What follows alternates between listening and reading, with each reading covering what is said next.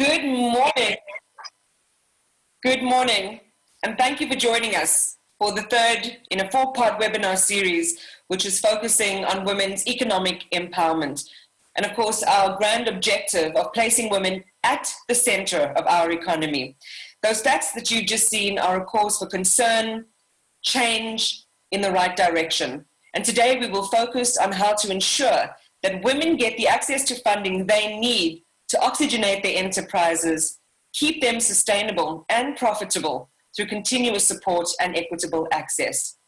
But before we do that, and before I introduce our panelists to you, I am going to invite you to join me to peep into the lives and stories of three women and their funding journeys.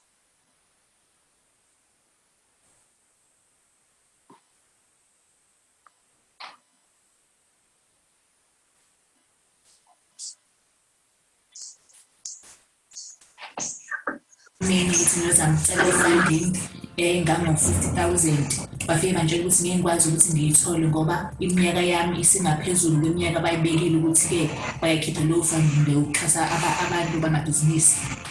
Emva kwalokho ngahamba ngakumasipala wami nakhona ngethi ngiyozama ukucela usizo, nakhona ngafike ngahluleka bantshela ukuthi-ke iy'mali azikho kodwa angilinde ibhajethi ngonyaka olandelayo. Selokhu ngalinda lokho-ke kodwa-ke ngangilokhu ngiqhukuluza nje ngizama ukuthi-ke kube khona engikutholayo kodwa azange uze kuphumelele. Kwathi ngonyaka ka-2019 ngagcina sengiqashwa umuntu kwamlungu ngithola umsebenzi njengoba ngisebenza njengamanje. Kodwa-ke ngiyafisa ukuthi ngelinye ilanga inkampani yami iqhubekele phambili isebenze iphumelele. Ngiyabonga. Access to finance has always been challenging for me as a female entrepreneur. It was even worse over this period, trying to access debt funding for my business. It wasn't so much compliance that was the issue, but it was the fact that the qualifying criteria was over the top and there was absolutely no channels, communication channels to clarify requirements. I found it very frustrating and extremely tiring. If it wasn't for the fact that I have networks that I could access, I would have given up a long time ago. And the fact that my team depended on me, so I have other families that I was responsible for, that's what's kept me going. I believe that all these elements is a way of sidelining women from economic activities.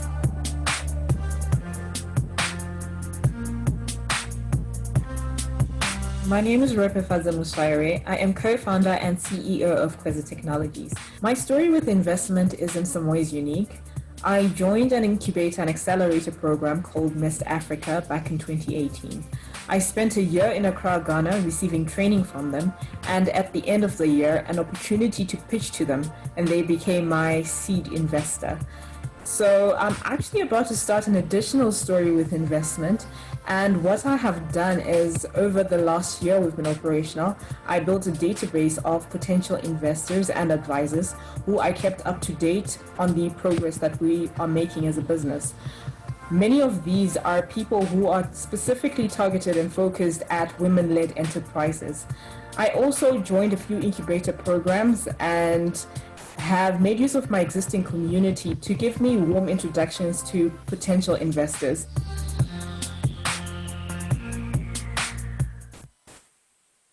So those were some really powerful stories. And I think what is most interesting is just the diverse experiences that women are having in the market in accessing crucial funding. We will tease out those themes with our amazing panel in just a short time. But today we welcome you on the Women of South Africa platform. And to share the objectives and the message of WoSA is spokesperson Mamstaaf Sithole. Thanks very much, Iman, and good morning, everybody. I'm speaking here on behalf of Women of South Africa, which is a movement, and I will briefly just share what this movement stands for. What this movement stands for is saying that as women in South Africa, we are 51% shareholders of the company, which is the country. And we say as women, let's unite and demand our shareholding equity in terms of dividends in this South Africa Inc. And why we are doing that is that there is an enormous legacy of gender inequality. After 64 years of women who marched against geographical lockout to the Union Building in 1956, we still experience funding as the most gender-biased obstacle. Secondly, research indicates that capital which is available to male entrepreneurs is more than twice that of the female entrepreneurs, irrespective of whether the business is new or is already in existence. What is more alarming also is that women find it difficult to secure funding from both banks and development institutions due to inherent biases in the various systems. Women tend to be judged on their performance while men get rated on their potential. So what Women of South Africa is saying as a movement is that as an umbrella economic empowerment movement, we call upon individual women who are in business, women formations, which house interests of various women. We call upon them to join this umbrella organization as we say it is now the time, women in now. And what do we want as a women movement? We are saying 51% should be set aside as funding opportunities by funding institutions, both the FDIs and the private sector, so that women can be given an opportunity to flourish in business environment. More importantly, we request that 51% of women must be represented in the decision-making table. And what is more important in this instance is that in instances where women are, we want to see a difference in the way decisions are made, which are biased towards women, and we are saying to those women, share with us the challenges which impedes you to carry the torch of women interest. As WoSA, we say, let's enforce the current gender equality laws and let's fast track the promulgation of Women Empowerment and Gender Equality Bill, which was withdrawn 2 years ago from Parliament. And let's put an accountability measure in place in a form of a barometer, which we will use to measure and track gender equality performance in both public and private sector. And how will we all get involved in this call for action? There is a petition which we call every South African woman to sign the petition, including men. There will be a protest action and the details will be announced on our website, on our Facebook and Twitter. And that action will be to protest and make sure that our demands are considered. The third one is that we are busy now implementing the webinars, and today is the third one, which are themed and they are trying to profile our demands. We will be engaging in a process to plan a convention of all women to converge so that we can come and formalize our demands and engage with the decision-making powers, both private and public sector. In terms of the petition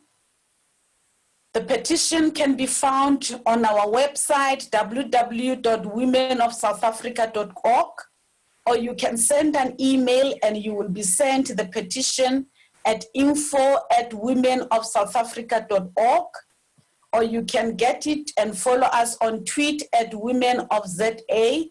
Facebook is at WomenOfZA, and #Sikalo Zamakosikazi. It will be more enlightening if our esteemed guests today and speakers and panelists could clarify and share with us some of their institutional strategies in terms of how their institutions, what are the strategies which are in place in their respective financial institutions to ensure that they are set aside for funding of women-owned businesses. More importantly, maybe share with us the mechanisms which are in place to track progress on the implementation of these set-aside strategies. But also, what are those challenges which impedes gender-biased funding in these institutions? I thank you, Iman. Thank you so much, Mum Staff. And I think the important distinction between perhaps movements that have gone before or attempts that we've made before in this economy to equalize and level the playing field for women is the lack of holding to account institutions and organizations whose responsibilities it is to do those very things. And so the difference with this movement this August and this Women's Month is to, as Mum Staff is saying, create that barometer of accountability, look at activating pieces of legislation that will open the way even further, enforce the legislation that already exists in the space, so that together the picture of equitable access for funding for women and all of the other big issues that are impeding women's economic agency can be eroded, and we can eventually start to play in a fair space. So thank you so much for that. Now, if this is the first time you're listening to a webinar on the WoSA platform, I would like you to feel welcome. I would like you to participate in the chat. And in fact, we've already had a comment come through, and someone said, before we get serious, can I just say you look amazing? And I'm just going to take all that praise, ladies, because I think I was, at that point, the only person that they'd seen. But once they see everyone, not only are they going to be wowed by, I suppose, our appearance, but also, more importantly, what we're bringing to the table in terms of opening the obstacles that currently exist. So each week, we've brought you authoritative real women who speak from their experience. They speak from their scholarship and from their hearts about how we can dismantle obstructive practices to get where we need to go, and this week is no different. I'm going to introduce my panelists to you now. From a woman who roamed the sugarcane fields of KwaZulu-Natal and farmed its bounty, Lindiwe Lee Klubi is a sugarcane farmer and a founding member and vice chairperson of the South African Farmers Development Association, and they represent thousands of small-scale growers in KZN and in Mpumalanga. From one of the most prominent funding agencies in the country, the National Empowerment Fund, Hlengiwe Makatini is Financial Divisional Executive for Venture Capital and Corporate, and Chief Executive for Personal and Business Banking at Standard Bank, Funeka Montjani. As the children say, and you'll probably hear them from time to time in the background, they're all doing their online school. It's gonna be lit, where are my matches? I'm just kidding. Let's start. I just want to remind you that you are welcome to ask questions and paste comments in the chat. I'll be more than happy to pose them to the panel. Just write your name or be anonymous if that's your preference, but please interact and ask as many questions as you can.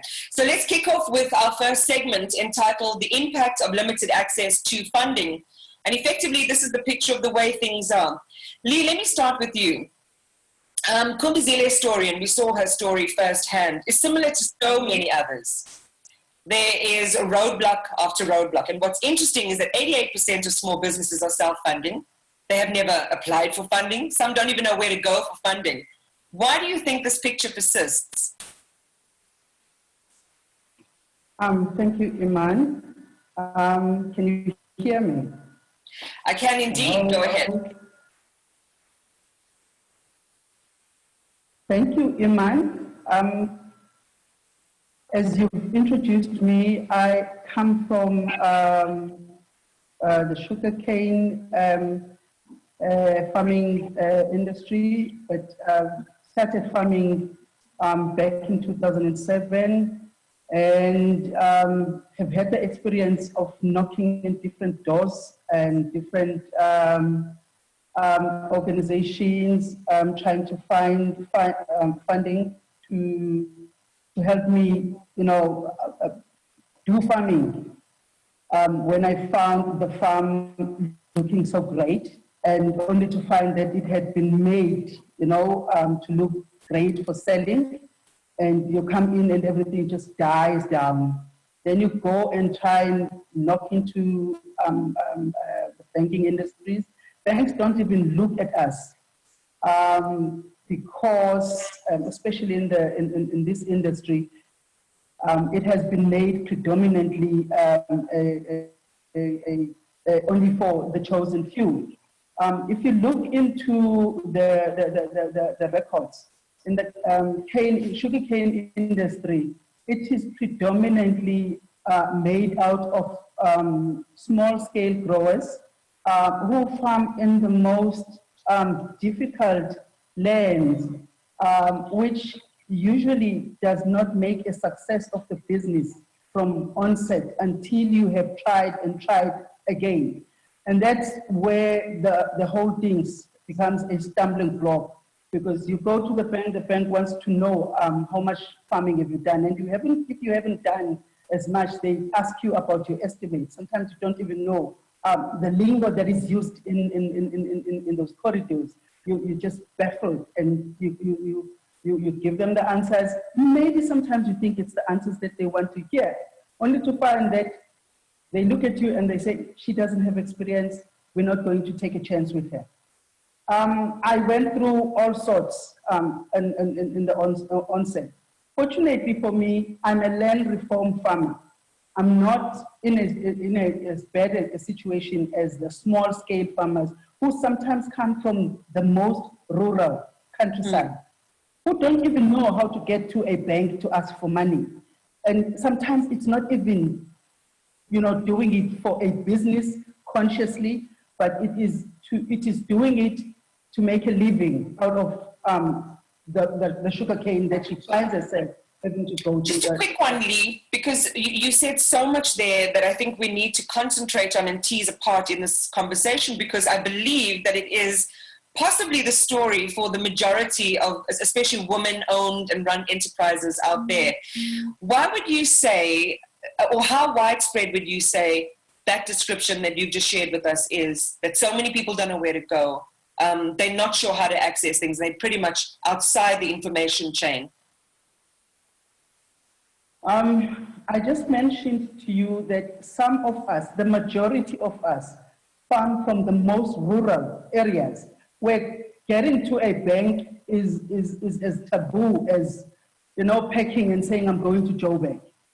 But when you have somebody holding your hand to do that, like the organization that I'm part of now, SAFTA, who are able to even bring these banks to the people to say, talk to them, try and find a way of, dealing with them. Sometimes SAFTA says, come to SAFTA and give SAFTA funding so that SAFTA is able to distribute it to the people that can't get in. But the gist of this situation is that sometimes as a woman, you find yourself in a situation where you are left with this business that your husband has been doing, and you were not involved, except with your hands and maybe helping out with the people that are sort of employed.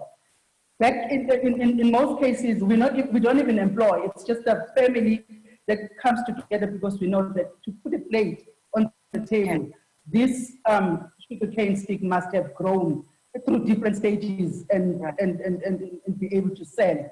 Well, take a breath for me just for a second, Lee, because I know, and that's the reason, as you say, and you're one of the founding members of SAFTA, that's what created the need for this organization, because the stories are so many. And we're speaking in that sense almost exclusively for the farming and agricultural sector. However, that story and that thread exists through different sectors in the South African economy. I want to come to you really quickly, Funeka, just to reflect on Mariam's story, who was talking about qualifying criterion being simply over the top. It is almost, prohibitive, and when you want to interact with people to get clarity, there's hardly anyone to talk to. I know that recently, there was a news headline just regarding, your institution issuing, upwards of 450 million rands worth of funding to small and medium-sized enterprises. This is up until February this year.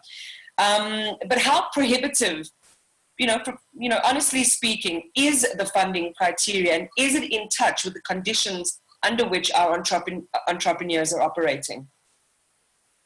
Thank you very much, Iman, and thank you to everybody who has joined the webinar. I want to say that the reason why I've joined this forum is, this conversation is because of my grandmother. I'm not necessarily here representing my institution. I'm here to share what my story of coming from a village and from a woman who ran what would be considered an unimportant business, a micro business. She had very limited amount of money to feed us. And the only way in which she could actually make ends meet was to run small businesses, and that ultimately helped us to live from day to day. So I come from Wandebele. I don't come from Johannesburg. I don't come from the cities. I learned English on TV. The reason why I wanted to go into banking was to actually understand these types of things that felt like the economic system is so far away from us. And not just from a woman perspective, but from Abantu perspective. And particularly from people who don't necessarily come from urban areas, who don't have connections, etc. So what I'm simply going to share is what my experience has been in the last 13 years of working in the banking industry. How do these things look like from the banking industry out, so that I'm hoping that in this conversation, we can find a way to meet one another somewhere. And I'm hoping to be very clear about what is the bank going to do and what the bank is not going to do. So very briefly, I've been in banking now for 13 years. I started off as a chief financial officer, but I've spent quite an extensive amount of time in the credit department, the very area that makes decisions about who gets money and who doesn't, and the very area of these, and as you can imagine, a lot of the decisions are automated. I have built a scorecard myself. I know what goes into a credit scorecard. I sit in a lot of credit committees where decisions are ultimately made around particularly big ticket money about what it is. When I started off as a financial director, one of the things I asked to see is, I want to see the scorecard that makes all the yes and no decisions, because I want to see what makes that up. When I went into the credit team, I actually did see the variables that go into that. The only three things I can say, Sisiman, just to contribute to the conversation so far. The first one is that banks don't provide seed funding, not routinely. So that's very clear. I think that the banks don't, if you think about the people who own banks, the people who own banks put in, on average, 10 to 15 cents for every rand that is used to fund the nation.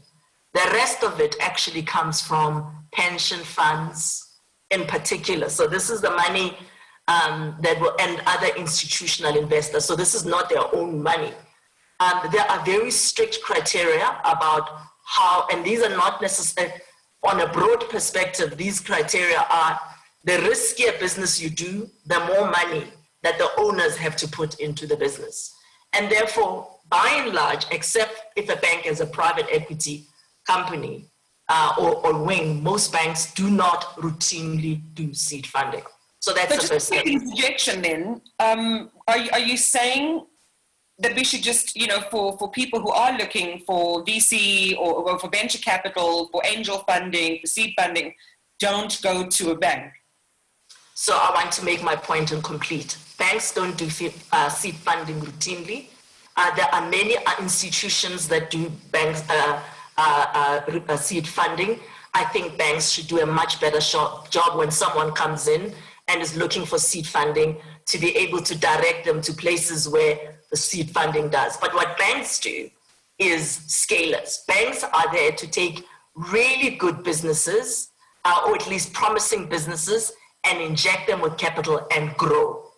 But you don't come with, when you come with a bank with a seed idea or an idea that's not yet developed, you are going to be frustrated because the bank is looking for an idea that is bankable, and the bank is looking for track record.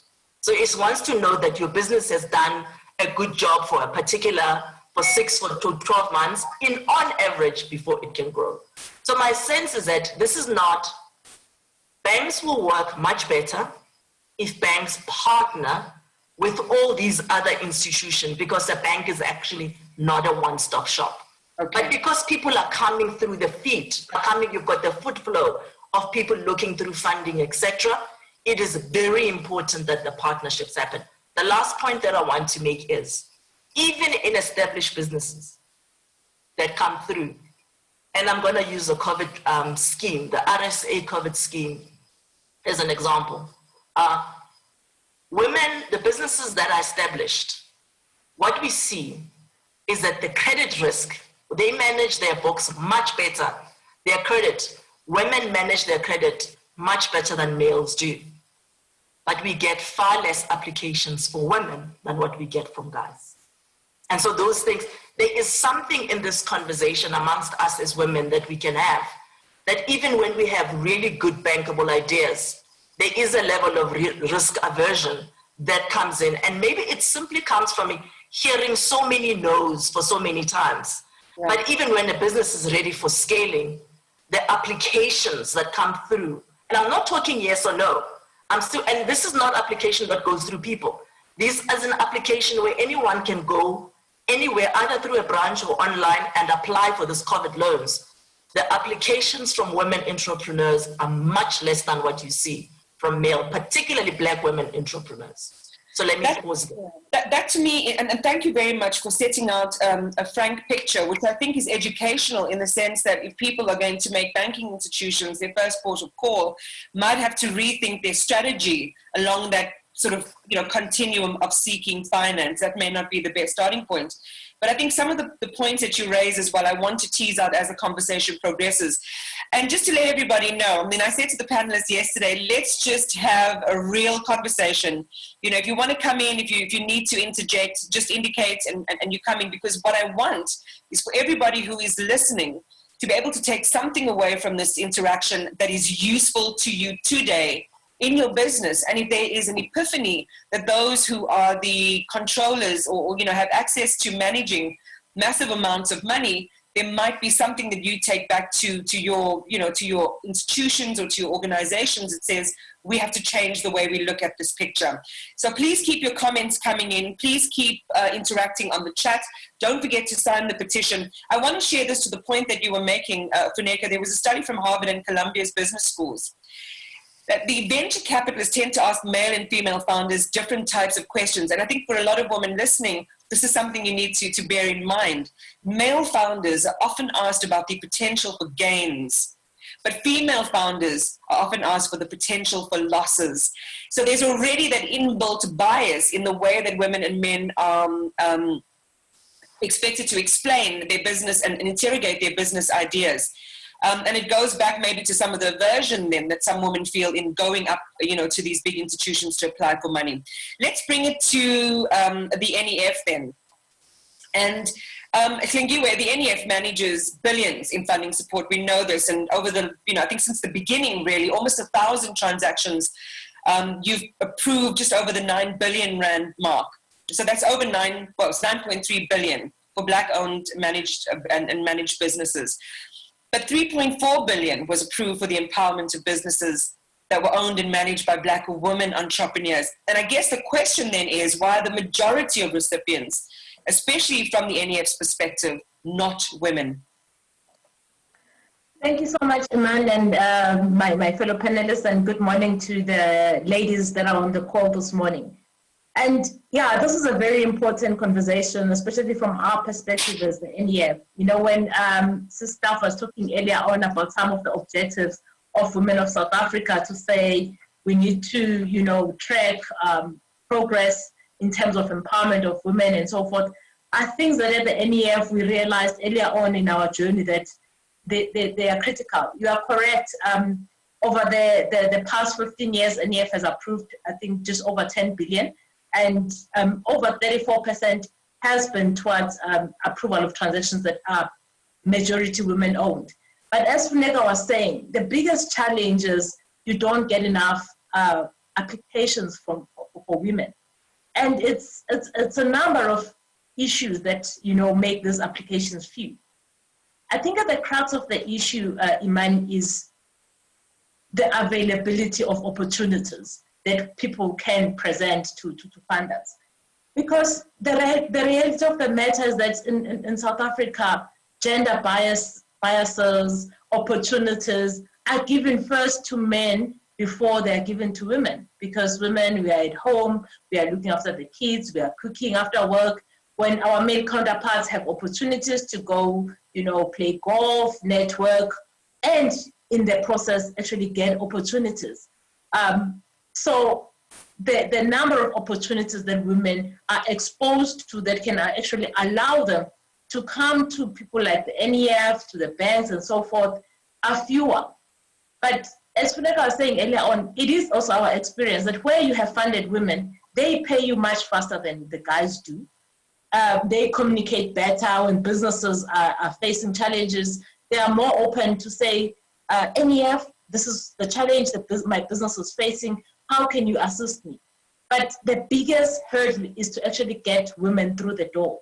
So what we did at the NEF is actually we set aside a fund which is just for women. So we call it the Women Empowerment Fund, and we go out there, we go to women and we say, if you have a business idea, because fortunately for us, we do find a lot of seed, we do provide a lot of seed capital.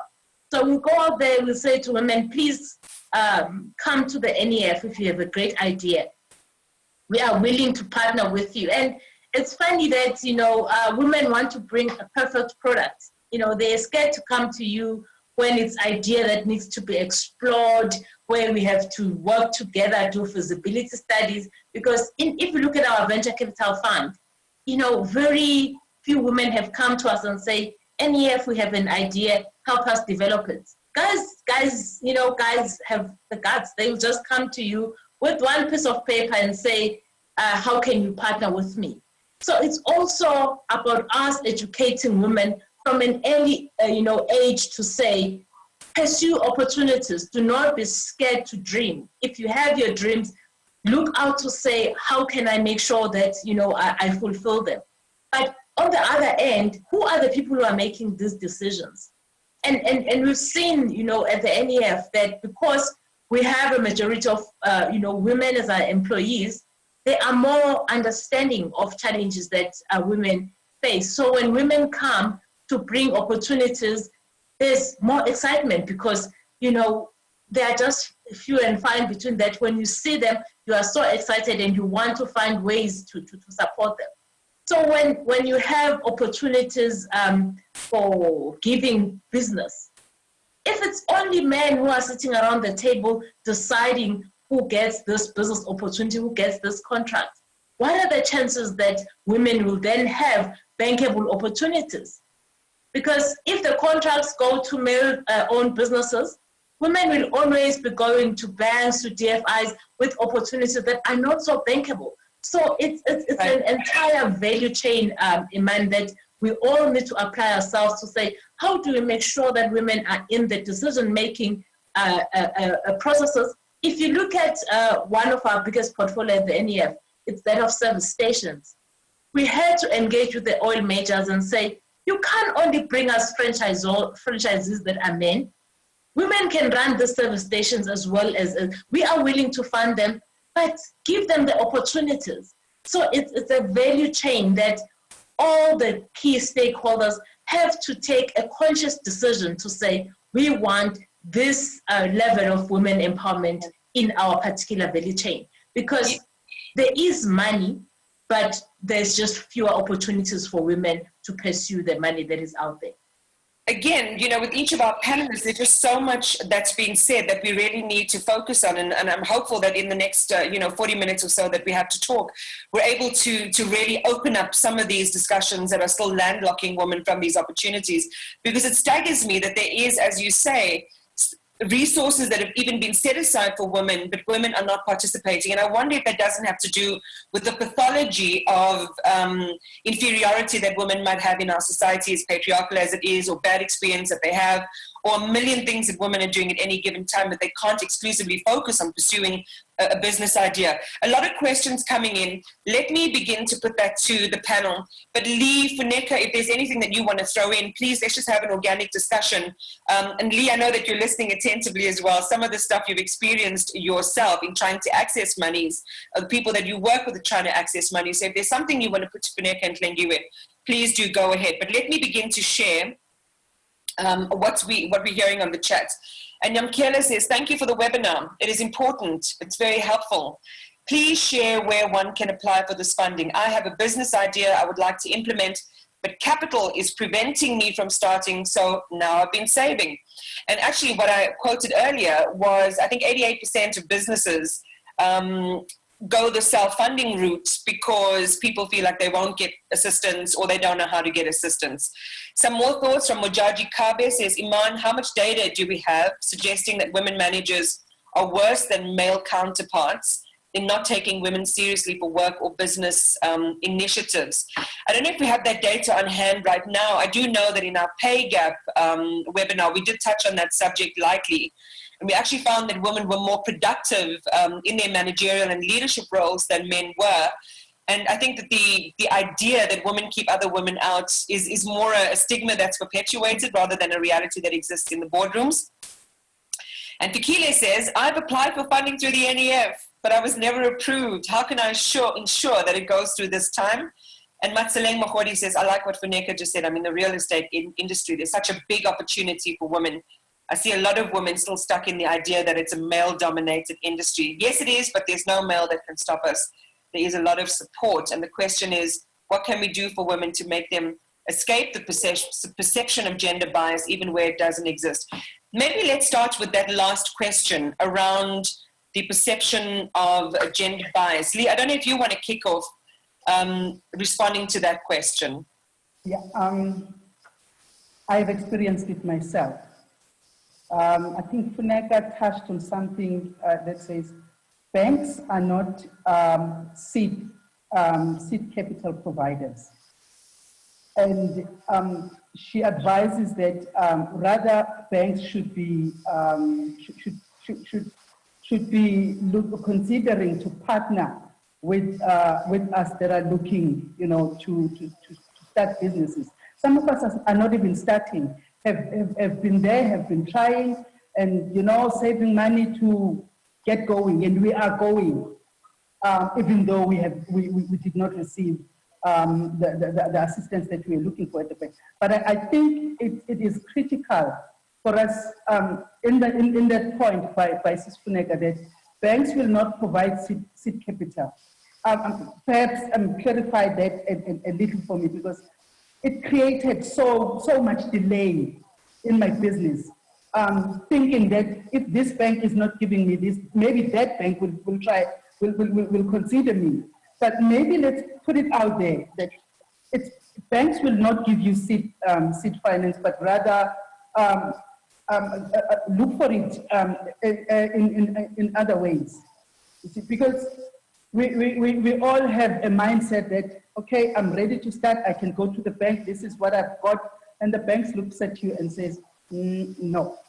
But then again, something that we should also look at as women, I found that when you're looking for assistance in companies, banks included, when the person sitting on the other side of the table is not a sister or another woman, there's much more, willingness to listen than a sister.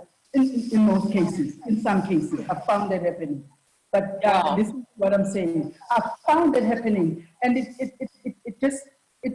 it puts you down. You find a woman, most of you find a woman of your color, and you say she's going to listen to me, and every time she ticks on the book when you're talking, it's like you're getting off, you're finally off. Even if she doesn't say it in front of you at the time. But it has happened to me. Without being personal, I do bank with Standard Bank. I did encounter problems initially 13 years ago, but I eventually found some happiness and there's a woman in front of me and it happens to be a black woman. She helped me, she went all out. But my concern and my main concern is still that gogo, that auntie out there who will not know where to go, but to the bank closest to her and the person looking at her and considering her, is she or he willing to take the risk at that gogo who doesn't look even promising that she can pull up a business? All right. So, I mean, I think what you're saying is that it's a little bit hit and miss. I mean, it depends. Well, first of all, is the realization that we have to do a lot more interrogation when we go on the funding seeking journey. We have to know which institutions are open to us. We have to know which institutions have set aside money. We have to know what we need to take to these meetings. I mean, I think that it needs to be as basic as that. And every time I do these webinars, I think that we just need the how-to tutorial for women, especially those in the rural areas, to say, let me role play this for you. Let me show you how you do it, and then you go forward. But let's go back to some of the tougher questions. And this one is from an anonymous attendee who says, there seems to be a disconnect if there is funding for women available but no participation. Surely we should ask why this is so. Like Lee was mentioning, that for rural women, going to a bank is like going to Joburg. It's intimidating. Does the NEF go out and reach women? Tlengiwe? Oh, yes. Thank you for that question. Actually, what we do as the NEF, I mean, obviously now with the lockdown, we're not able to do that.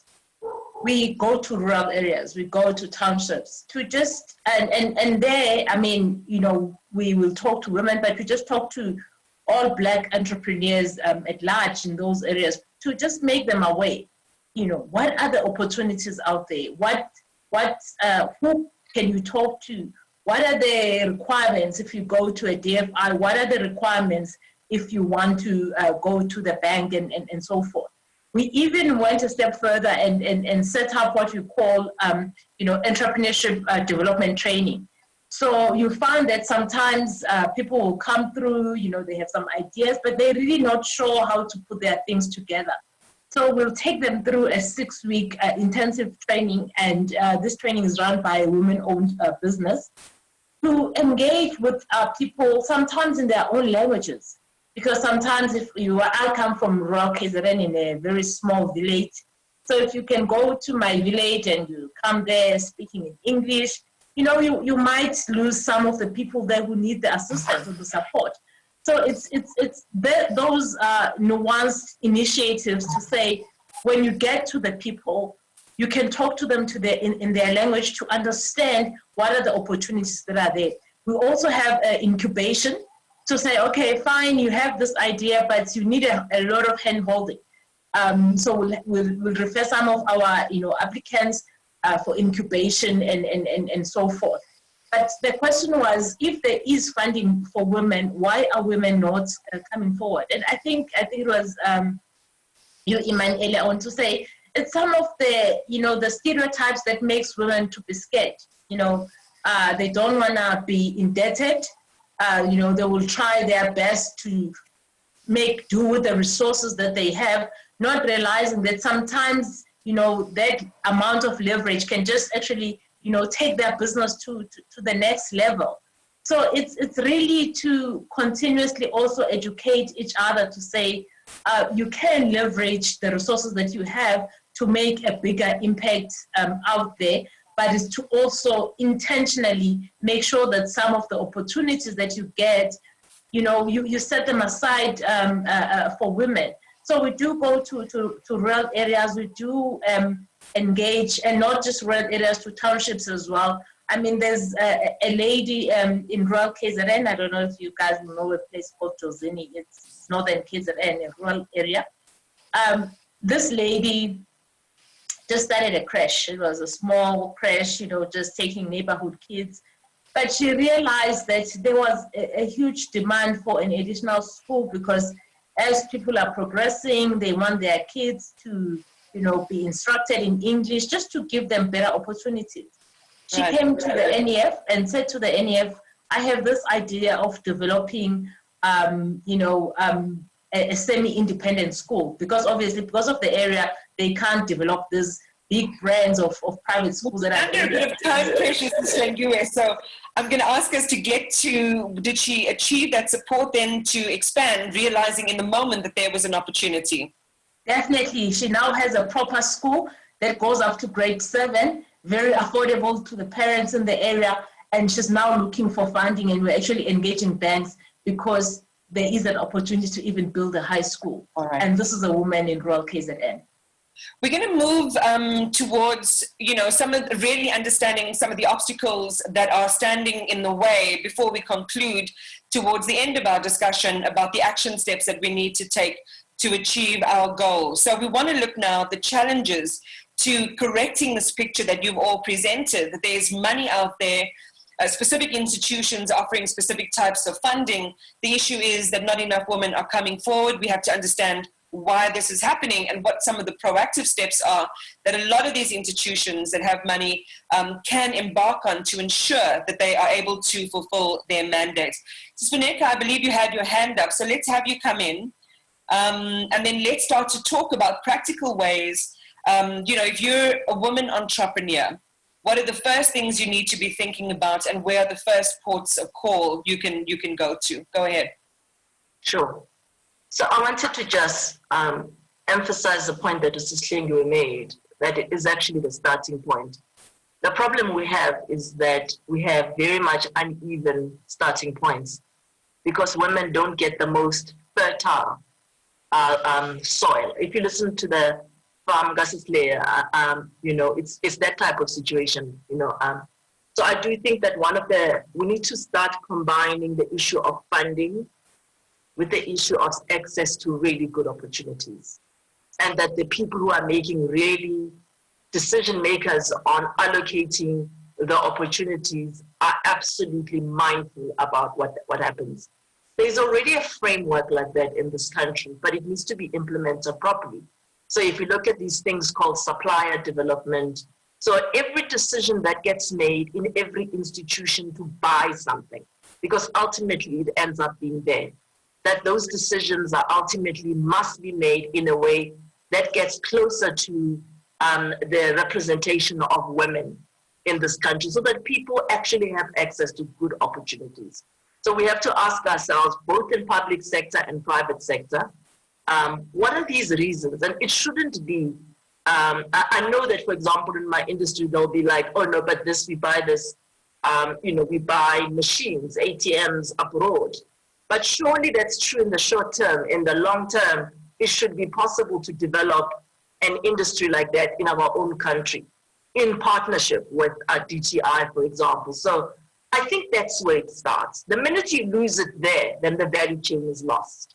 And the second piece is, of course, the funding, the people whose job it is to provide seed funding. I think two things for me. The first one is that banks, or wherever it is that people think funding is obtained, there must be a partnership. So there must be a strong partnership between banks and NEF, for example, strong partnership with all other angel investors that are there. Because wherever people are knocking, there should be an access. There must be a way of seamlessly referring people to those types of opportunities. So that's one practical thing that we can do. So there should be a very easy platforms. And it's not one doors, it should be multiple doors where people can get out. I think that's another bottleneck there. That's why I applaud Sis Hlengiwe and NEF for setting up women only, allocating seed funding only for Bank for Women. But once again, she cannot provide seed funding where there is no opportunities, fertile opportunities that are provided to begin with. And then lastly, when it comes to the core role of banks of scaling, I do want to say that, and this might be a bit of a controversial point, from everything I've seen, there is really no boogeyman here. There isn't anyone who's sitting there and saying, no to women, this is that. There isn't that. I think that what you are seeing is that you are seeing the consequences of step 3. Because step 1 and step 2 are broken. Step 1 being access to good opportunity. Number 2, access to proper seed funding for women. By the time that when you're looking for a bank and you're looking for scaling opportunities, I'm saying keep trying, and what will help you to keep trying is formalize your business. because you are going to an institution that is going to help you scale. If you don't have any books that shows that this opportunity that you have, A, is a good opportunity, and B, yazin, the seeds, the plants, the early plant is there, it's very difficult for you to get access to funds. So there's a lot of businesses that are ready for scaling, but there's not enough, it's too cash intensive, no proper bank accounts, no records. So when it comes to that, when you are in the third step of scaling, make sure that your business is formalized. You've got a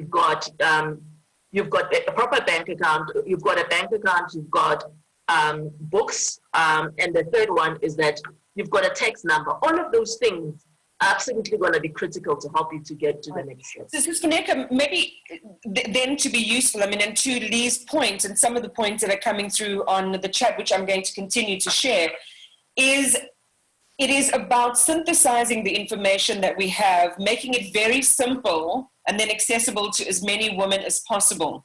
What's, from your perspective, what is the major turnoff when you get people, wanting to access the bank for finance? What is a hack that we can be aware of? I mean, already to Lee's point and to the point you raised earlier, don't come right at the very beginning in ideation phase. You're not going to be considered. I think that's a big kind of commandment that we've all just learned this morning for a lot of us who didn't know. But what are some of the other turnoffs that you should not do, even at that point of when you're looking to scale? I think the one of the very big things, the decisions that are made around who gets money to scale or not are dependent on what we can see. If we can't see anything, then we have no basis to make a decision. So this thing around formalizing your business is a really, really, really big deal. If you are receiving 100 Rand a month or 10,000 Rand a month on a monthly basis for your business, I need to be able to see it. If it's in cash, and before you bank it, you go and buy stock and you only bank the residual, I don't see that. I need to be able to see the general footprints of all your money coming in and your money coming out. So the big thing is, I cannot back what I cannot see. Make sure that your business is visible. Because once your business is visible, then it can be scaled. Lee, I want to turn it over to you because, like you said at the beginning, you had to learn the hard way. And I think yours was a process of experimentation, as it is for many women, especially who are trying to access money to get their businesses going, to be able to develop an idea and to have something that you can take, to the second level or second tier funders. Share with us, for the benefit of those who are listening, to avoid some of those kind of that wasted energy or that wasted time that you experience. What are some of the hacks you can share from your perspective right now?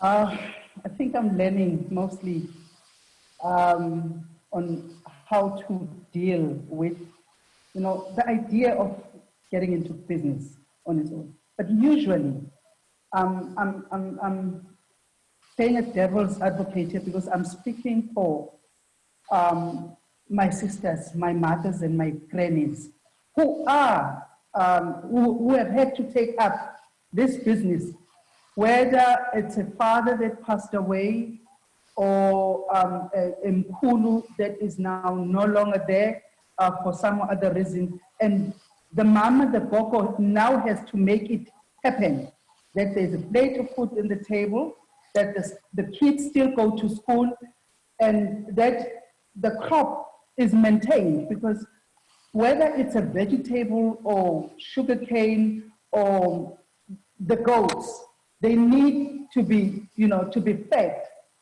maintained in order to get, to be able to buy it to the end user. And usually at a go, you don't know that this is what happens. And usually these institutions, the banking institutions, already know that, oh, you are in the sugarcane industry, this and this and this and that.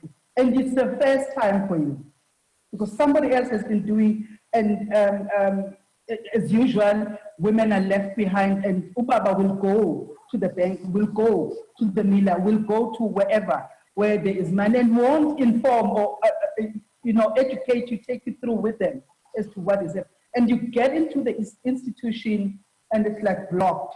No, we can't help you. Your crop is registered too, Mr. So unfortunately. And I'm looking to a point where the women that receive us in these institutions have the heart to say, Gogo, okay, we're going to need to maybe change this, or go and register yourself as now the producer. So that's the first step I'm hearing, that it must be registered to you, because if you come and it's registered to somebody else, it won't be considered. So take the Gogo through, because I've had quite a few of them. Some of them are even still in their mourning attires, because 2-3 years down the line, because she's waiting to get some money that maybe the father died and there was money in the bank and it's tied up through a myriad of reasons by the banks, and she can't get access to. Somebody must have the heart, to carry that through. What's concerning me, Lee, and maybe let me interject there really quickly. I want to bring in some questions which speak to that demographic specifically. But what puzzles me, and I think what frustrates me in hearing this type of conversation over and over, is that you have, institutions that have money, especially ring-fenced money, that are ready to be dispersed, say we are ready and we are involved and we're in the community. And on the other side, you have those who are trying to access that, saying that we have so many roadblocks and hurdles to overcome that we can't do that. But as you saw in the beginning of our program today, when we look at the South African economic landscape, if women are able to start businesses at the same rate as men, by 2022, we have the potential to boost our economy almost, upwards of 150 billion rand, in fact, closer to around 200 billion rand. So this is my concern, is why there is this fissure in both the opportunity and those who are seeking to access that opportunity. So let me go back to the questions, and Tlengiwe, I'm sure that you're always, especially in platforms like this, inundated with questions that are specifically related to the DFIs. And this one is from Matsi and Komo, who says, good morning. I personally have female entrepreneurs who've been to the NEF a few times with no luck. Either your application gets lost in the system, or you are not approved because your application is handled by different people asking for different documents. And then much later, you're told the bad news. If we can bring our business at inception, is the NEF able to handhold the NEF, the SMME? The NEF application form is frightening, to say the least. I suggest the NEF run training in Gauteng and so on. What would you say to someone like Matsi? In fact, let me share one or two more, Sis Tlengiwe, while we're talking about the NEF. I've got one or two other questions. Batabile Dlamini, is this the Honorable Batabile Dlamini, I wonder, asking why is WoSA not inviting the DFIs to explain why they want such huge interests from small business? So maybe in the answer as well, we can talk about interest rates, and why has it been difficult for DFIs to integrate your funding model to tested models that women establish for survivals? I think what she's saying there is, it seems like it's, heavily bureaucratic and, ultimately economically frustrating for women. Tlengiwe? Thank you, Iman, for those questions. So, obviously, I think as a precursor, I think it is important to remember that DFIs are dealing with taxpayers' funds. So, in terms of governance and scrutiny, the processes that you employ need to be able to stand to scrutiny to make sure that funding is advanced to businesses that are able to repay it, so that it can then be advanced to more businesses. Because if you look at it, NEF was only given 2.4 billion by government. We've been able to put into the economy 7 billion because the businesses will fund it, repay, and we fund more businesses. So that is very important. So the funding criteria really at the NEF is based on the business itself. Because our focus is on Black entrepreneurs, we can't ask for collateral. We will ask for it, but we know in most instances the people we are dealing with do not have that collateral. They do not have assets waiting to be, committed. So if you look at commercial banks, in most instances, they will look at a security cover to say, we'll fund you if you can cover this percentage of the loan. We don't have that luxury given the demographic that we are looking at. So we have to look at the business itself and its ability to generate the cash flows to repay the loans. So that's why we do a detailed due diligence. We'll engage with you as an entrepreneur. We'll engage with the people that you want to supply. We will even negotiate for you a contractual arrangement with your suppliers that will make sure that your business is sustainable. And I mean, unfortunately, because of what we're raising around women getting bankable opportunities, some of the women that will come through at the NEF, the business on its own does not demonstrate, or the idea that is put before the NEF does not demonstrate the ability to repay the funding. But as I was saying earlier on, so for some of them, where we see that there's potential, we then put you through entrepreneurship development. We can put you through our incubation program to make sure that your idea actually is fine-tuned to be able to receive funding. And on the issue of pricing, is that something that's offered to the entrepreneur when they come in and you see, that they've got, the kernel of an idea here, and this is how we can support them? Is that what you offer them? Because they wouldn't know to ask for it, right? Yes, we offer we'll offer that to them. So we have partnered with a number of incubators, and in the medium to long term, we actually want to have our own incubation, center. Obviously, we have limited resources, and if we can unlock more resources from government, we'll do that.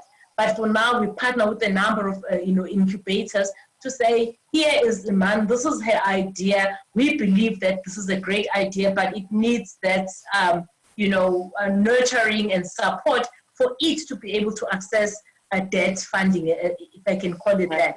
But also, we will structure the funding to respond to the need. So, we'll say, okay, and I can make an example, of, I'm sure we all know, of the late Thandi Moteo.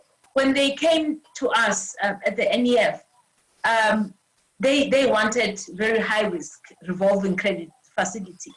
And we had to come up with a structure to say, how do we support this majority women-owned business to have this facility to allow them to get more opportunities out there?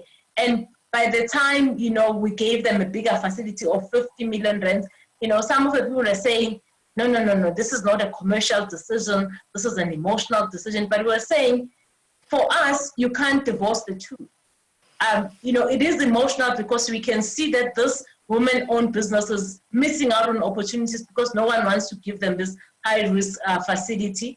But it is also commercial because we know that if we give them this facility, they will get the opportunities and their business will grow. So we do that. And on the issue of pricing, actually, when a business is women-owned, it's a plus in our pricing model. So you get a business that has got a higher ownership of women will pay a lower interest rate than a business that is 100%. What's that number like, very quickly, Tengiwe? What is the percentage?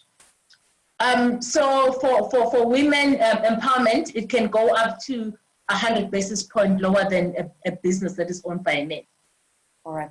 I want to move us to land some of the themes that we've been expressing so far, and I want to connect that to some of the other comments and questions that we're getting through the chat.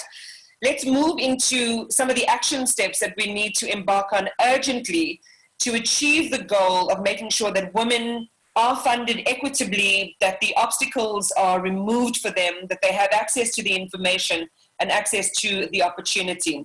And I think I want to start with you, Funeka, is something that you touched on earlier on, was the opportunity to partner.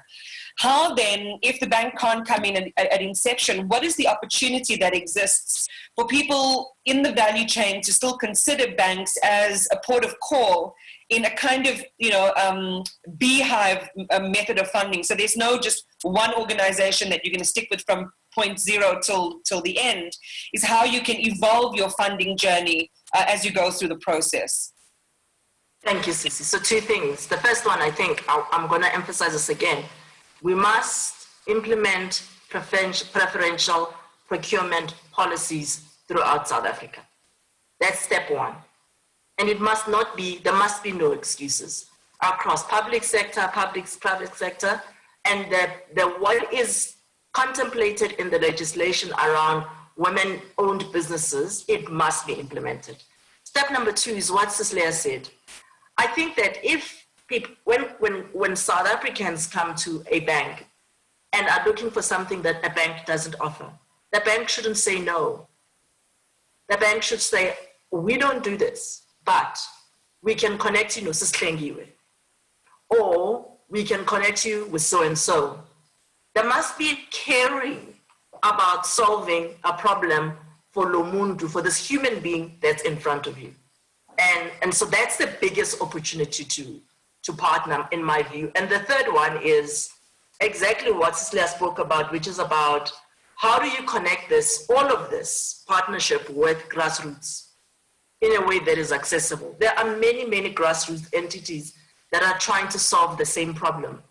I think for me, that is where the opportunities really are, is the connection of really grassroots entities that are trying to solve the problem, the seed funders and the banks. Wherever a person goes to get help, they should be able to get directed to the right place. This is not hard. This can be sorted out very easily with technology in the background, where even a bank can take the application and submit it to these persons, so instead of just Ukomba Umuntu. So that, I think, is one big thing that I can say all banks can do with immediate effect. But Kuneka, hold on. And this is why this platform is important, and what we're trying to do that is different is not do as we've seen in other places, utter platitudes and deep philosophies on how we can move. But based on what you've said now, which is a really practical response to making sure that wherever a woman connects with an application for funding or an institution, that is not lost, even if it doesn't fit that institution's criteria. You're talking about creating a bit of an ecosystem of where that could go and how they could be redirected. What is the thing that we can do to make that a reality, from this moment on? How do we activate any bank, and I think actually any funder we should actually have crowdfunding platforms that enable people to do that. I know many banks are already thinking about it, and essentially is to say, if I can't do it, I'll find someone else to do it. There is already basic infrastructure that's there. I believe any bank can get this up and running in the next 6 to 12 months. It is that practical. Are you going to lead the way? Yes, we're definitely going to do it. Okay. Lee, I wonder for you, again, in what we can take from this conversation that is practical, not only to the women that are represented through the organizational work that you do, but just in general, who feel isolated and excluded from all of this information and all of these opportunities. If you're advising someone, talk us through your practical steps for how you're going to, you make sure that you are seen and heard. Iman, I'd say persistent, not giving up even when, you've received the most grumbling face in front of you to say no. But over and above this, I want to request and to emphasize to us women, girls out there, let's hold hands, let's assist each other, let's push each other up, let's extend a hand. When you up there, extend a hand to pull up the other woman that still wants to get there. Let's find ways.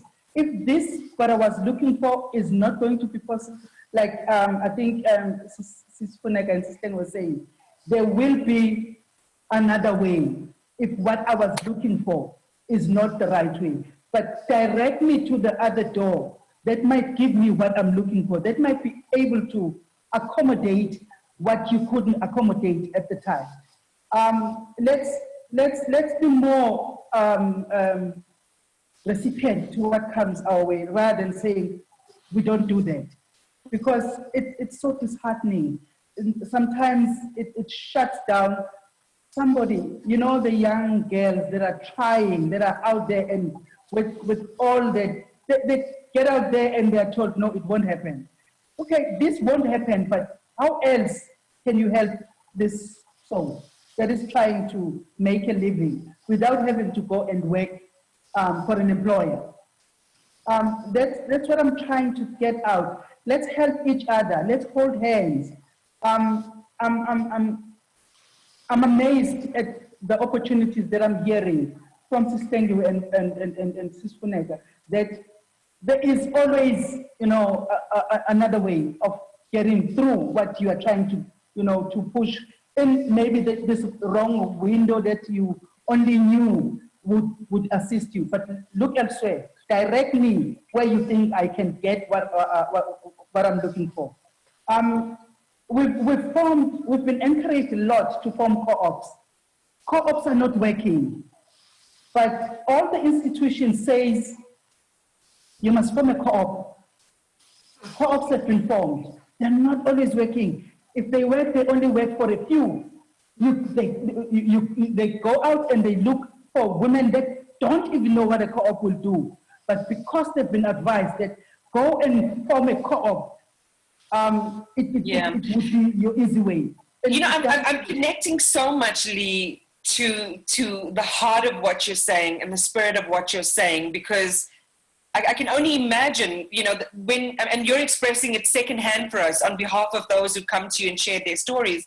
But can you imagine for those families and for those women particularly who are under the thumb and the foot of patriarchy, how much more disempowering and heartbreaking it is when they can't break free. There are things called sisterpreneurs and these networks in places like Nigeria where, you know, if you're a woman in business, you reach out to another woman in business and you kind of pull them up to the point of what you're making.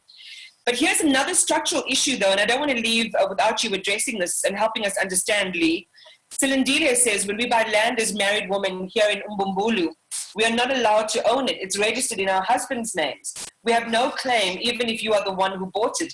It goes back to Hlengiwe's point around collateral and even Funeka's around sometimes in these applications, the need for collateral and being able to kind of stabilize your application.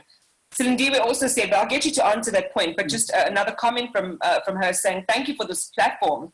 Women are such a gold mine, but there's so much that's in place to keep women down. There are masses of women who suffer low self-esteem, and some of them end up dying with amazing ideas. I live in Umbumbulu, and we are a group of women passionate about agriculture, but it's difficult to secure land. Ownership and access to land is a big obstacle to women entrepreneurs who seek to run agribusinesses. So what can banks do? Funeka, maybe you can talk to us about the collateral issue. But Lee, maybe just to pick up on this point, I mean, there are structural impediments that will also prevent women. How do we dismantle those frameworks? It's one of the food for thoughts that I had coming here, because the fact that the land, most of the land that is available in the rural areas, especially, is land that belongs to Amakosi. So somebody else controls it, even if the husband that has passed away, because he was your husband, does not naturally mean that you can take over. It must go back to the system for you to be maybe interviewed to see, for them to see if you have a son that can do that, and that son will stand to be sort of scrutinized to see if he can take over and fill in the shoes of the father. So those are some of the most difficult areas. But I want to, in this case, say the organization that I'm with, SAFTA, has entered those areas to say they're able, we've formed relations with the Amakosis in most cases. In most cases, we've been able to go and present ourselves on behalf of our members to say that we are here and we want to work. There is land that is available. How can you just let it stand? And we've been able to form partnerships with courses in some of the areas. Maybe that would be a situation, because we do have SAFTA in the area of Mbumbulu. We do have SAFTA offices. Maybe if they would go there and maybe try and find out who can assist them, I'm sure that information would be made available even after this conversation. But we have been going through those difficulties. It's one area that is not easy to crack right now. Why? Again, it's because it is heavily male dominated. Yeah, if I didn't hate politics so much, this would be one of the reasons that I would want to get into government, you know, to try and, I mean, you know, just listening to us speak, listening to the comments shows me that there are ways to short circuit some of the problem areas in the cul-de-sacs in activating how women can run their businesses and get on their way and contribute to the economy, but it's not happening. I want to put maybe a difficult premise then to Hlengiwe and to Funeka. Some of the comments coming in say that you're predicating this lack of funding to women as the woman's fault. Either they don't know enough, they're not going to the right places, and when they get to the right places, they're not asking the right questions. In other words, blaming women for not getting funding, making it seem as if the problem is them and not and not the institutions, not you yourselves. When the problem is that the banks are run by men and they keep women out, and the DFIs aren't going as far as they need to go to support women's businesses. How would you respond to that criticism? And Funeka, I'll give you the mic first, and then I'll take a comment from Hlengiwe. I think both Sis Hlengiwe and I are very clear that one of the big problems we have is lack of the right opportunities for people, for women. So that is not blaming women. What we are saying is that the people who are allocating the bankable opportunities, so to speak, are definitely not doing that. So that's the first thing. I'm acknowledging that banks are not necessarily good at directing, to Cecilia's point, directing people to where the help is, and that we are going to do things better. But I cannot sit here and say that and not speak the truth. As far as I've seen, to the best of my ability, there isn't anyone in a banking industry at the back who's saying, say no to women. This thing is structural. And we need to make sure it cannot be sorted out in isolation. A woman on their own, a woman entrepreneur on their own can't sort it out. Banks on their own can't sort it out. The seed funders on their own can't sort it out. It's actually something that has to be sorted out. We all have to come together and put down our weapons and actually come together and actually find a solution for this one. The one thing that I wanted to just add to the issue about, you know, to the issue around funding that we haven't spoken about is that a lot of people have a lot of property that they cannot access and turn into capital because of big property rights problems, including amakosi, but even in places where people can have title deeds, and therefore people end up not being able to access the right instruments. I think if we keep on pointing fingers at one another and turning one another into enemies, we are not going to move forward.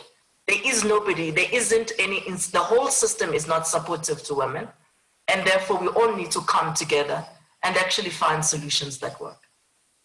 Yeah, again, you know, it kind of ties back to we had on the pay gap, which is, again, was kind of putting, and maybe you're right, Funeka, that the responsibility, because nobody else is doing it, is going to have to be up to women to finally kind of jumpstart and, you know, put some jumper cables onto this economy and take away the reins from those who are in the position of policy making, who are in the position of setting these criteria, because it's not happening in the way that it should. And again, the responsibility is being tossed to us. Maybe Hlengiwe, in answering this premise, is to feed in Fikile's question, who says, how come I was never put through the incubation program? I was only told my proposal will not go through because I didn't have a contractual agreement with the university I wanted to offer student accommodation to. In other words, trying to say that there are these sort of minor restrictions and prohibitions put in the way when there shouldn't be. Thank you, Iman. So I think on the issue of, you know, practically, how do you respond to this issue? I think that if as an institution, so as DFIs, it has to be one of our objectives to fund women. if we don't have it as an objective, if we don't measure it, we won't really be able to achieve it. So it must be intentional. We must be deliberate about it. So in terms of what Fikida was raising, there are different types of businesses. There are businesses that businesses that you can incubate, and there are businesses that you really just need to have a contractual arrangement. So if a student accommodation, it's not like it's an idea that you have to try and refine. Student accommodation is provision of student accommodation to students of a certain tertiary institution. And if the tertiary institution, because in most instances, those are students that are funded through NSFAS. So if you are not, and actually most of the people that we have funded in student accommodation, it's women, it's young women, and we help them with the accreditation. So it's for you to show that you are engaging the university. You can't just say, I'll build it and hopefully they will come. It's for you to show the initiative that you have taken, and we can then help you to jump the other hurdles to make sure that the university gives you a letter of comfort that they can accredit you, that you are within the radius that they require for their students and so forth. So a business that would be, a business that you can take to incubation would be a technology business, because you still need to refine the idea, you still need to, maybe, pilot it and so forth. So it's not everyone that comes through that will be eligible to go for incubation, because for some businesses it doesn't make sense. But what is important for me, Imani, for women to really, take these opportunities, we're not saying it's their fault. We're saying it's a societal responsibility. We need to implement the policies that are in place to make sure that when opportunities are given to women, we all understand that we're not doing them a favor. We all understand that we are doing all of us as society a favor, because we have seen the success and the traction we get when we do support women. So yeah, I think the difference, Sis Lingiwe, is that yes, it is a societal, responsibility, but you have an organizational mandate as well that is legislated in a particular way to deliver on why, a DFI, for example, and there are many different DFIs, we're talking about the NEF in this case, is created to pursue and make sure that women's access to funding is activated. Just a quick answer, how well, hand over heart, do you believe the NEF has done in being an ally to women and women's applications in particular? I think the NEF is doing very well and continues to do well. And I think one of the reasons is because at the helm of the NEF is a woman.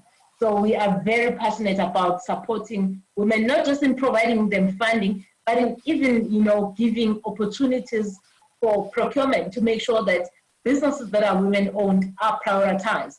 Because, with the legislative mandate that we have, without the support of the bigger, community in terms of making sure that opportunities are not just open for men, opportunities are open for women, that mandate will be difficult to implement if women don't have meaningful opportunities to help them to participate, meaningfully in the economy. So we don't just want women to be at the periphery. We also want them to be at the heart of the economy with real opportunities that all of us should play a role for women to get. In 30 seconds, Lee, because I'm going to give you the last word, but in 30 seconds to Funeka and to Hlengiwe, and since I have you on the mic, Hlengiwe, maybe to you, why do you think women are not coming forward with bankable funding requests, and what can we do to change that? I think it boils down to what I was saying earlier on, Iman. It's just that women are not being given the great opportunities. But also it's about role modeling, for women to have other women who can support them, who can be their mentors, who can coach them and help them to get ready for funding, so that when they come, they already, know what are the hurdles that they're supposed to jump. And also then to have, women on the other end. It's important to have, I know Cicely was saying she had a better experience with a woman on the other side of the table, but she also had a great experience where a woman went out of their way.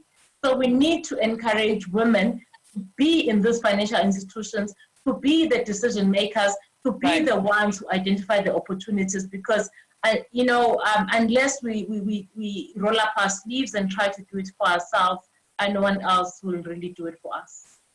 Funeka, and then Lee, I'm coming to you, don't worry. I'm going to give Lee the last word, but Sis Funeka?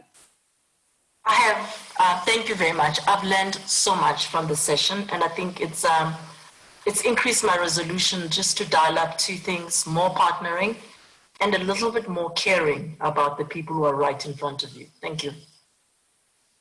And Lee, from your perspective, and actually before I take that final comment, I just want to let everybody know there have been so many questions and so many comments that I haven't been able to share because we're limited for time, and if we're going to have a meaningful discussion, I need you to answer as much as you can. But what this is showing me is that all of us together have a great deal of work to do to make sure that the opportunities are shared to people outside of the information highways and byways, that we need to reach every corner of our country to make sure that people know what they can do and what opportunities exist. Mahadi Buthelezi says, women who are listed at the Credit Bureau, this is the ITC, don't stand a chance to source funding. At times it's because of unemployment and not being able to sustain the debt they had. How do we go about that? Can we not take the Amakosi to court for robbing us of our land as women because it is unconstitutional for them to sell land to a woman but give ownership to a man? Amakosi and Izinduna not governed by the same constitution that governs everyone in our country. And these are the big questions that are not just philosophical questions because they lead to deep structural impediments to women doing what they need to do. But Lee, maybe if you can, and I know that it's always hard to try and end on this positive note, and I don't think that's the intention. The intention of these webinars is to just get information out there so we can begin to think about it and we know where to go with what we need to do. But if you can, I mean, what is an encouraging thing that you can share with those who are watching? And don't worry, I will leave some details of the NEF and of how to reach Funeka. If you can just apply that at the end of Lee's answer, and then we'll bring the webinar to a close. We want to leave you with that resource. Go ahead, Lee. Thanks, Iman. Firstly, I've gained so much myself, and I'm looking forward to going back to other women, SAFTA women, who are out there and are eagerly waiting to hear. Some of them are sitting behind their screens and are witnessing this. And I want to be able to go back to them to say, guys, it's doable. Sisters, we can still do it. One question, maybe as food for thought for my sisters, there are structural systems in place. We are women here, and maybe we were not even involved when these structural systems that are in place and that are pushing us backwards. What can we do to deliberately bring them down and create our own that will make us, have that easy access to the systems that will bring us up? Thank you so much. You've shared so much that you've been able to put out the myths that are out there that banking institutions may have been projected as, probably because some of us have experienced it. I have indicated I once experienced the most horrible in the hands of a bank. But in the end, the same bank provided a face. But mind you, it was through a mail that I know that was able to locate me to the right person that was going to be able to listen to me with an ear to be able to assist. And it worked. Sometimes you have to use those connections in order to be able to get the assistance and to get through. It works sometimes, but some of us do not have those instances. So I want to say, big up to the ladies that are sharing the platform with us. Iman, you've done great. I hope it's not the last one. I was terrified coming into this, but I warmed up to it. Please open more platforms for us to come and share our experiences. Well, we have the women of South Africa to thank for creating this conversation. And if you want to know more, you can go to, everyone who's listening, go to www.womenofsouthafrica.org. The resources for this conversation, the links, the contacts will be placed on the website. Please sign the petition, and more importantly, join us for our final session next week, and we'll keep you updated in the press as to what that's going to be. But most importantly, I think it's for all of us in learning more is to share what we've learned with people who haven't had access to this conversation, but to be persistent, I think, as Lee, Funeka, and Tlengiwe are saying, is to not give up at the first hurdle. There are resources, there are ways for us to do this, and to hold to account. I mean, if you're not coming right and organizations are not doing as they're supposed to do, you do have channels to communicate and to raise those. To Funeka, Lee, and Tlengiwe, thank you so much for your time this morning. I really do appreciate it. I know it's Women's Month and everyone has been inundated with requests. So when we called, you just without hesitation said yes. So we appreciate you so much. You can find the highlights of the webinar as well on womenofsouthafrica.org. Please use the resource, and I'll see you all next week, hopefully. Have a blessed day. Thank you. Thank you. Thank you.